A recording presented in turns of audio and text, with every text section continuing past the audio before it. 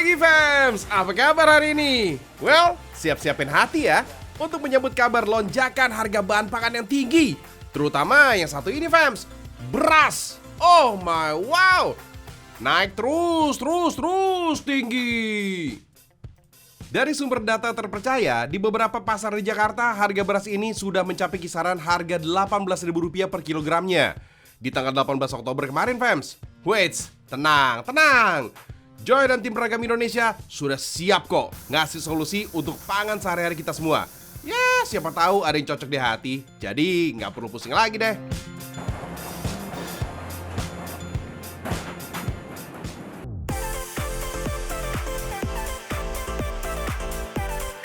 Yang satu ini teknologi pertanian yang pas dengan momennya. Pas musim hujan, pas ada padi apung untuk ditanam di lahan yang mudah pasang airnya.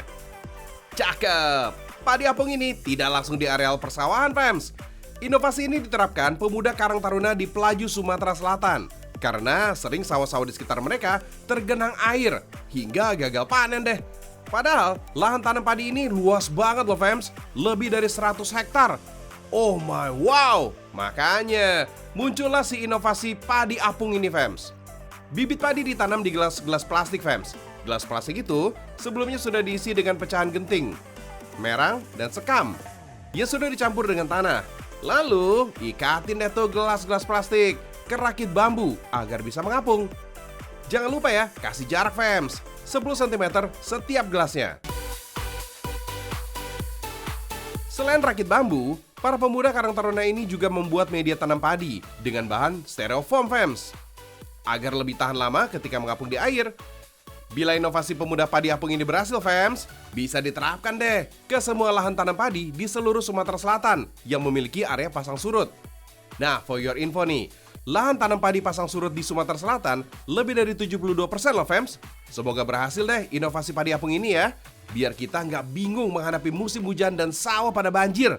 Bahaya kan kalau nggak punya beras?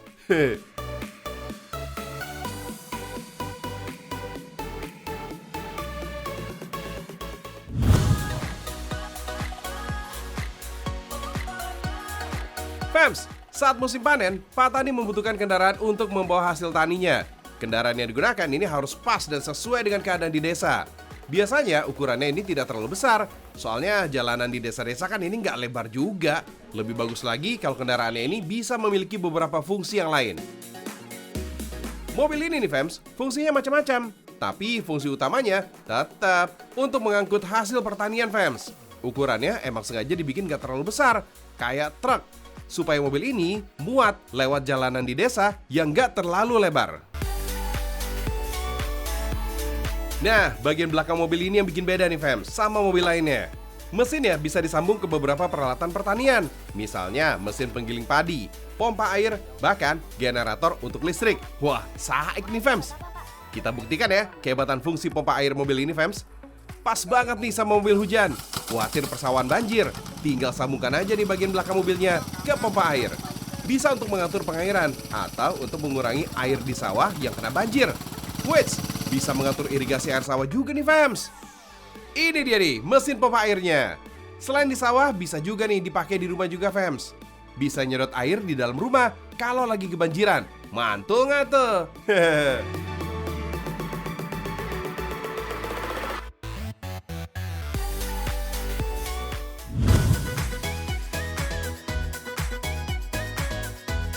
Indonesia, fams, dikenal sebagai negara agraris sejak zaman prasejarah.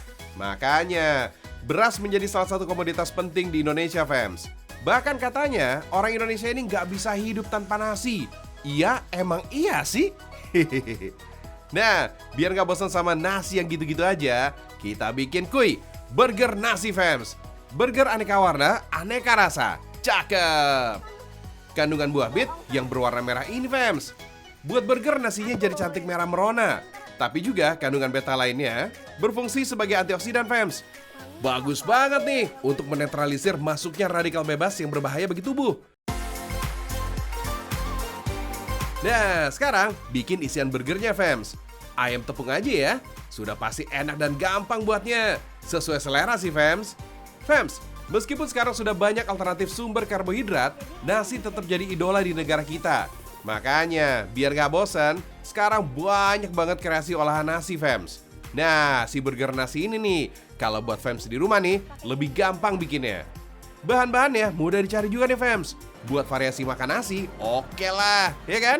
Hehehe.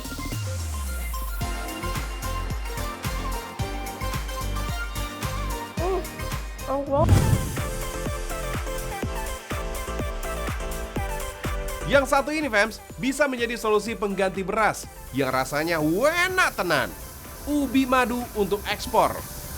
Kalau ngomongin soal ubi madu, fams, udah pasti nih, ingatan kita bakal langsung tertuju pada jenis ubi madu dari Cilembu. Ubi madu ini sangat identik ya, fams, dengan kata Cilembu, sebuah desa di Kecamatan Pamulihan, Kabupaten Sumedang, Jawa Barat.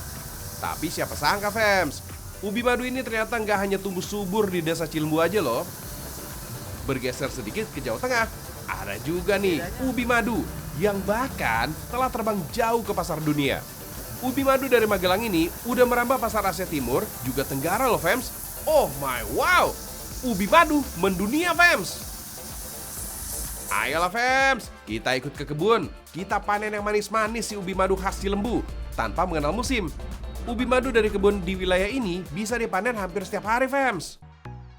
Oh iya, kebun ubi madu dari Jawa Tengah ini berlokasi di Kabupaten Magelang, tepatnya di Dusun Truni, Kelurahan Candisari, Kecamatan Windusari. Makanya nih ya, jenis ubi madu dari sini dipasarkan dikenal juga dengan nama ubi madu sari. Fams, ubi adalah sebutan untuk umbi tanaman yang dapat dijadikan sebagai bahan pangan. Biasanya sih jenis umbi-umbian ini menjadi bahan pangan alternatif pengganti nasi. Di Indonesia, jenis ubi kayu alias singkong dan jenis ubi jalar jadi yang paling populer diminati di masyarakat. Nah, untuk ubi madu ini masuk ke dalam jenis ubi jalar, fams. Umumnya nih, fams, jenis ubi jalar ini dipanen dalam periode waktu 3-5 bulan sekali. Tapi di sini, petani ubi di Windusari ini tidak mengenal istilah panen raya. Untuk mengakali tingginya permintaan pasar, sejak awal ubi ditanam ini tidak bersamaan. Hasilnya, lahan panennya pun bisa bergantian.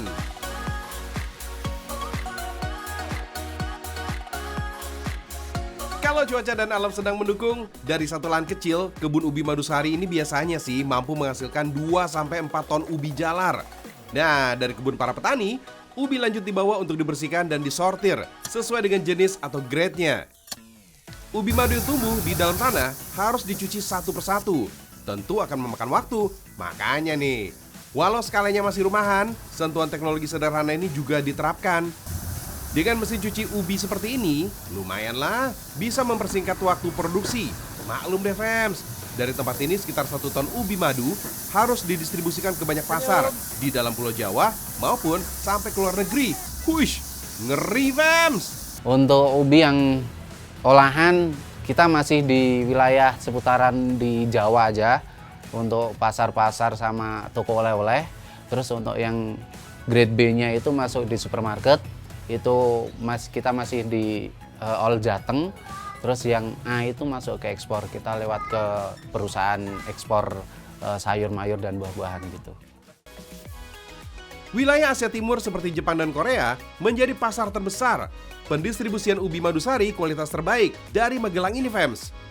Sedangkan untuk Asia Tenggara, negeri singa Singapura menjadi market utamanya. Selain pasar luar negeri, wilayah dalam negeri khususnya area Pulau Jawa masih tetap kok jadi area pendistribusian si manis ubi madu ini, fams. Mantap!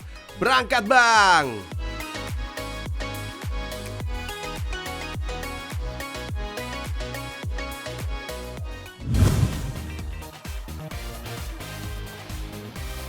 Ini nih yang bikin ubi madu ini tetap eksis dari zaman dulu sampai sekarang, fams.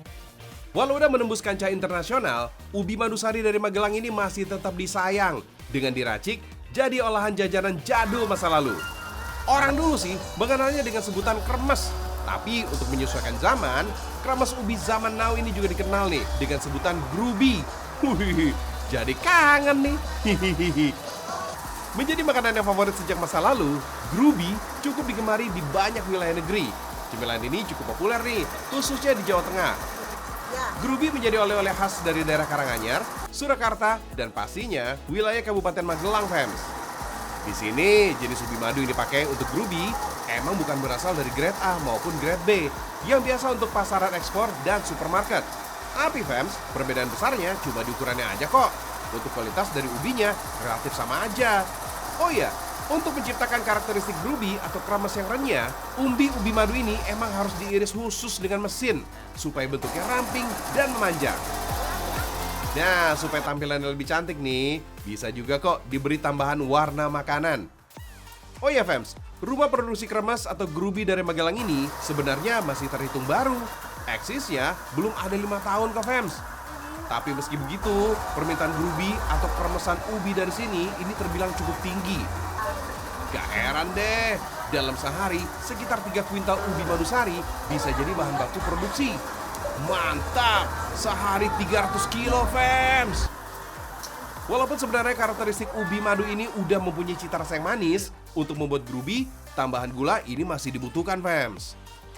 Siraman gula merah cair saat ubi sedang digoreng seperti ini gak cuma bikin manis aja sih, tapi juga menjadi perekat alami untuk groovy.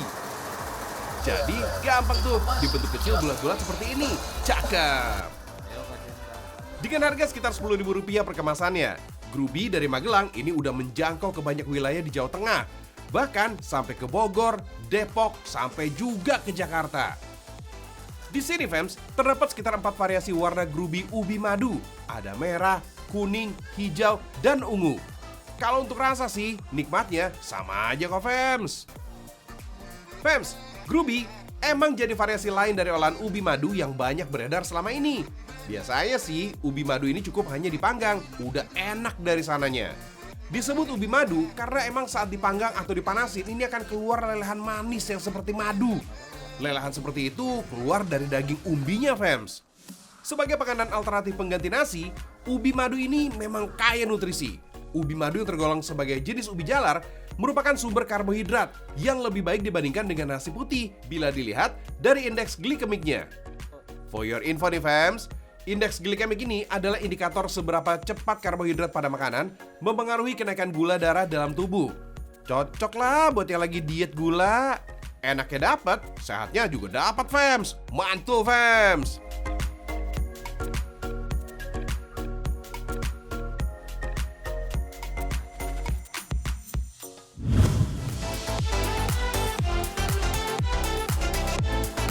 Ubi nggak cuma jadi aneka sajian aja fams, tapi ada juga loh yang diolah di pabrik. Jenis ubi yang dipakai beragam, mulai dari cilembu, ase putih, dan benih azuma. Setelah sampai di pabrik, ubi disortir fams. Pilih dan pisahkan ubi sesuai ukuran dan kualitasnya. Lanjut, cuci ubi. Proses pencucian ubi bisa dilakukan dengan 2 cara. Ubi yang ukuran kecil dicuci secara manual, digosok dengan tangan dan disikat sampai bersih. Sementara ubi ukuran besar dicuci dengan mesin. Ubi disikat otomatis secara bergantian selama 15 menit. Untuk pembuatan ubi potong beku, kupas kulit ubinya. Baru deh, potong menjadi beberapa bagian dengan ketebalan 2 cm. Terakhir, potong dadu. Untuk menghasilkan bentuk ubi yang rapi dan tumpul, potong juga nih setiap bagian sudutnya fams. Proses ini dinamakan shaping. Kalau ubi yang dipanggang sih, untuk dibuat pasta ubi. Proses panggang dilakukan selama 2 jam pada suhu 225 derajat Celcius. Selain ubi potong dan pasta, ada juga nih yang memesan ubi utuh, jenis Beni Azuma yang tidak perlu dikupas dan panggang. Agar ubi benar-benar bersih, rendam dan cuci dengan larutan klorin. Untuk memproduksi seluruh produk, pabrik ini membutuhkan sekitar 40 ton ubi setiap hari. Keren! Sip deh, sekarang kita pindah nih ke dalam ruangan steril fams. Ini artinya seluruh ubi sudah dalam keadaan bersih ya. Tanpa mengupas kulit, potong ubi Beni Azuma jadi beberapa bagian. Lalu sortir dan pilih bagian yang kualitasnya baik. Jangan sampai ada yang cacat dan berubah warna fams. Produk ini paling banyak dipesan oleh negara Jepang. Wah, keren! Indonesia mendunia. Tinggal bekukan deh sebelum akhirnya diekspor. Untuk produk ubi potong beku, setelah sortir terakhir, kukus dalam mesin steam selama 20 menit dengan suhu 90 derajat Celcius. Setelah matang, lanjut masak dan rendam dengan cairan gula. Selain menambah masa simpan, proses ini juga membuat rasa ubi jadi manis fams. Di tangki berkapasitas 400 kg ini, proses pemasakan berlangsung selama 2 jam. Sekarang, giliran buat pasta ubi Fems. Setelah suhu ubi turun dari proses pemanggangan, kupas kulitnya sampai bersih, lalu potong-potong agar mudah menggilingnya. Lanjut, kemas pasta dalam plastik ukuran 2,5 kg. Di luar negeri seperti Korea dan Jepang, pasta ini biasa digunakan sebagai bahan makanan atau isian roti Fems. Untuk membunuh bakteri, lakukan sterilisasi pasta dengan merebusnya di air panas bersuhu 96 derajat Celcius. Proses ini butuh waktu selama 35 menit Fems. Semua produk berbahan baku ubi disimpan dalam ruangan blast freezer. Tujuannya agar produk tahan lama sampai 2 tahun. Untuk menjamin produk bebas bakteri dan aman dikonsumsi, pengecekan di laboratorium dilakukan secara rutin. Salah satunya, cek mikrobiologi. Kalau hasilnya negatif, produk bisa lanjut kirim ke luar negeri deh. Pengiriman ke Jepang dan Korea dilakukan 3 hari dalam seminggu. Dalam satu kontainer bisa membuat sampai 24 ton ubi. Karena perjalanan sampai 12 hari, produk harus tetap beku ya.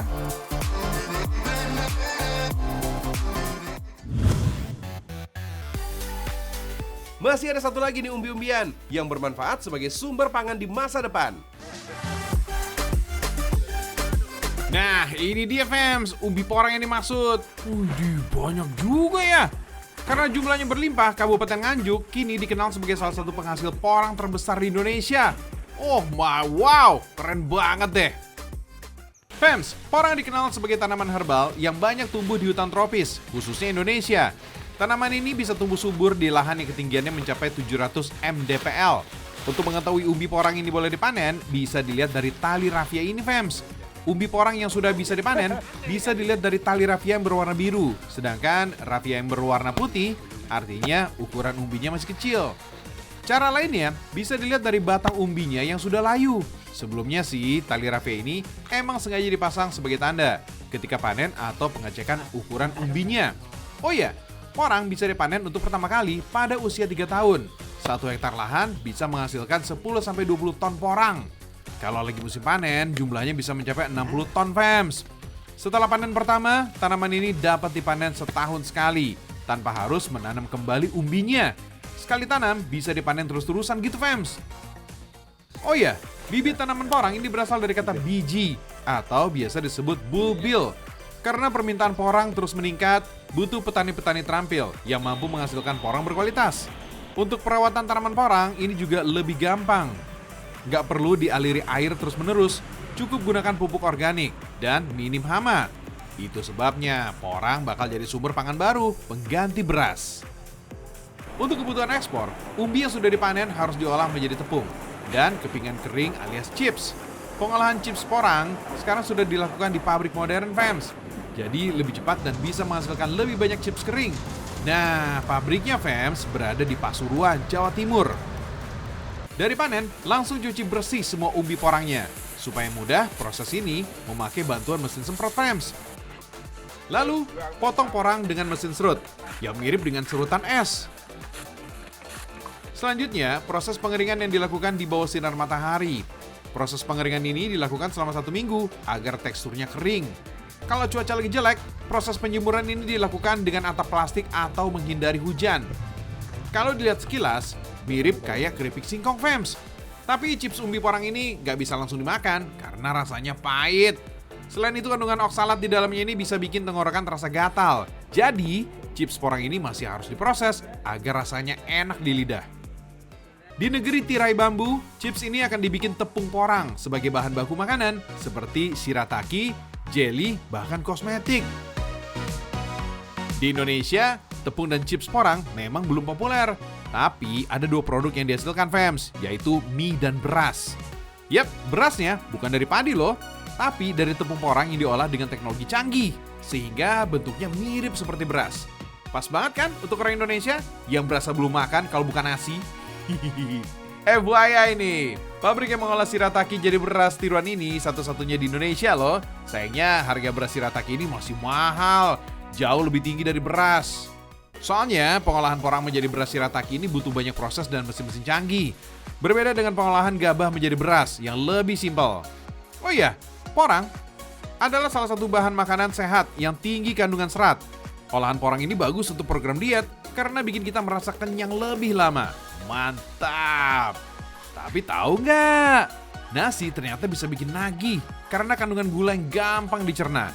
Jadinya bikin kita gampang terasa lapar, fams. Itu sebabnya jadi pengen makan nasi lagi, dan lagi. Berbeda dengan porang yang rendah kalori, rendah karbohidrat, dan juga rendah kadar gula. Porang juga lebih menguntungkan buat kesehatan dan lebih menguntungkan buat petani. Kok bisa? 1 hektar lahan padi bisa panen 3 kali dalam setahun. Hasilnya sekitar 20 ton gabah basah per tahun. Sedangkan tanaman porang hanya bisa dipanen setahun sekali, tapi menghasilkan sekitar 40 ton porang. Dari segi harga, porang ini juga jauh lebih tinggi daripada gabah.